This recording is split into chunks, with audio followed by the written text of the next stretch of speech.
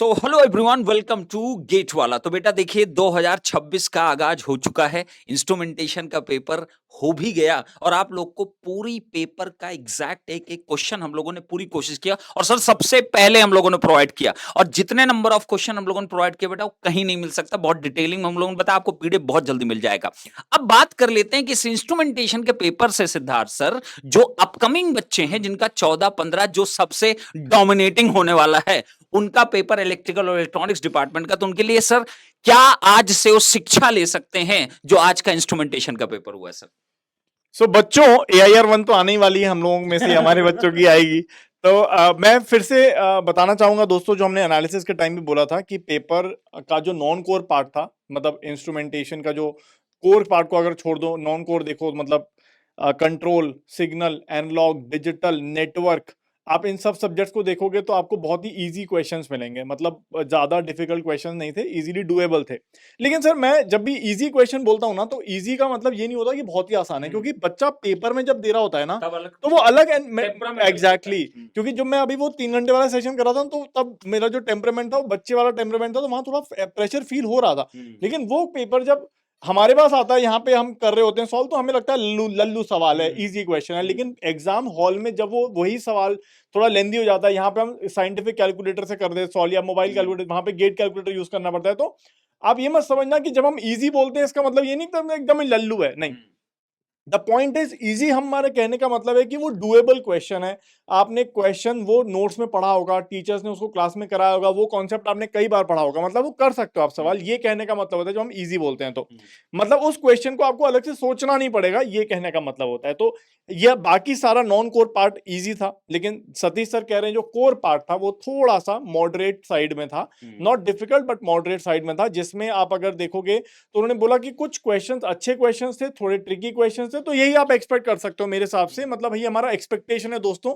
हम सिर्फ आपको अनुमान बता सकते हैं, एग्जैक्टली तो 14-15 तारीख को ही पता चलेगा क्या सीन हुआ। लेकिन जो आज हमने पेपर देखा उससे हम बता सकते हैं कि ऐसा कुछ होने वाला है। तो मुझे ऐसा लगता है दोस्तों, इसी इलेक्ट्रिकल आप अपना कोर जो आपका सब्जेक्ट है उसमें आप थोड़ा और अच्छे से पढ़ लो, अच्छे से सारे फॉर्मूला देख लो, सारे कॉन्सेप्ट रिवाइज कर लो। जो नॉन कोर है, आप मान के चलो दोस्तों, जितना नोट्स में से पढ़ाया है उसी में से हो जाएगा।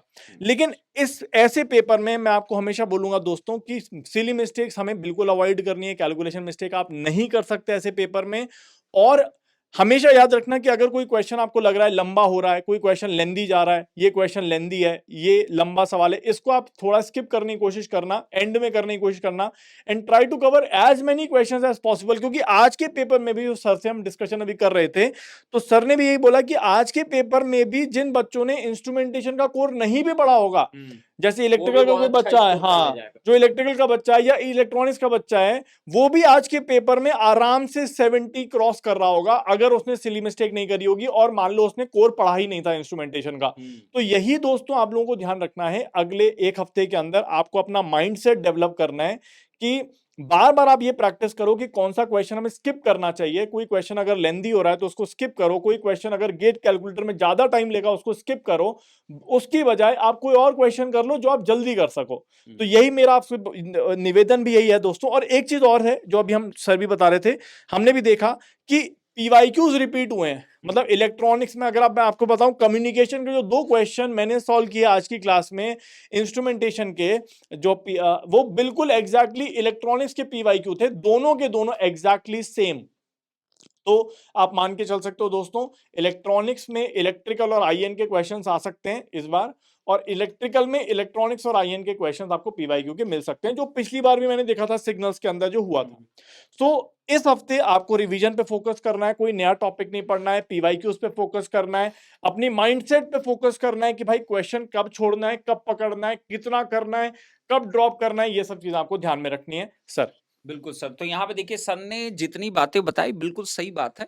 पेपर आज आपको सीखना बस इतना था कि पेपर एक तो जो 3 घंटे का सर ने सेशन लिया था, मैं वाक़ई बता रहा हूँ बच्चों को बहुत मदद मिली इससे कि पेपर को अटेम्प्ट कैसे करना है, कितना टाइम इन्वेस्ट करना है, कहाँ पे रुक जाना है, कहाँ उसको स्किप मार देना है। तो ये सब कुछ सीखने को मिला और आज जो सर ने एक बात बोला कि अगर कोई बच्चा सच में ना कोर ना भी पढ़ गया होता, नॉन कोर केवल कर गया होता ना, तो बहुत अच्छा स्कोर कर ले जाता और पीवाईक्यू का डायरेक्ट इम्पैक्टफुल देखने को मिला है। मतलब हम लोग भी क्वेश्चन कर रहे थे, एग्जैक्ट सिमिलर बेसिस के क्वेश्चंस आपको देखने को मिले हैं। आपको ये नहीं सोचना, इसीलिए कहा जाता है पीवाईक्यू को हमेशा ध्यान दीजिए। तो अभी जो 14-15 के जो इलेक्ट्रिकल इलेक्ट्रॉनिक्स के बच्चे, सभी को हम सब की तरफ से भी सलाह ये है कि इस पेपर की एनालिसिस से इन क्वेश्चंस के बेसिस पे आप ये मत जज करो कि यही क्वेश्चन आप में आ जाएगा, ऐसा बिल्कुल मत सोचो। लेकिन हाँ, कैटेगरी ऑफ द क्वेश्चन आपको इसी तरीके के देखने को मिलेंगे। कंसेप्ट का रिपीटिशन हमेशा देखने को मिलता है। पीवाईक्यू एक बार हो सके तो आप पूरा टाइम देकर उसको अच्छे से देख लीजिए, बहुत इंपॉर्टेंट आप क्लियर रहेगा और अपने रिवीजन पे फोकस करिए, अपने शॉर्ट नोट्स पे फोकस करिए।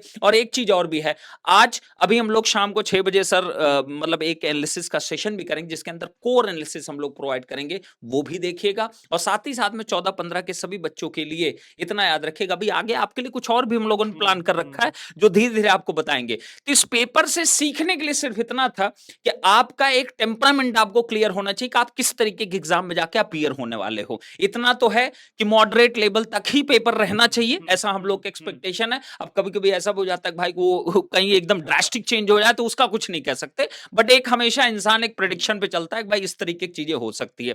तो आप सभी लोग बेफिक्र होकर अपनी तैयारी करिए और गेट वाला की पूरी टीम यहाँ पे खड़ी हुई है और आप सबके लिए हमेशा खड़ी रहती है बेटा, टेंशन बिल्कुल मत लो। अच्छे से अपने रिवीजन और पीवाईक्यू के एक बार और फोकस कर लो, आप बेहतर कर ले जाओगे सर। ठीक है सर, तो फिर इस सेशन को यहीं पे क्लोज करते हैं सर। और फिर आपका जो 3 घंटे वाला सेशन सर वो बहुत ज्यादा इंपैक्ट किया सर बच्चों को। मैंने देखा मेरे पास कुछ मैसेज भी आया सर, उनको एटलीस्ट ये आइडिया लग गया कि एक टेम्परामेंट क्या होता है जब विद इन द एग्जामिनेशन एक बच्चा बैठता है। तो that was the very nice. तो मिलते हैं फिर नेक्स्ट वीडियो में और करते हैं, फिर मचाते हैं बेटा, आप अच्छे तरीके से पेपर करते रहो बस। Thank you.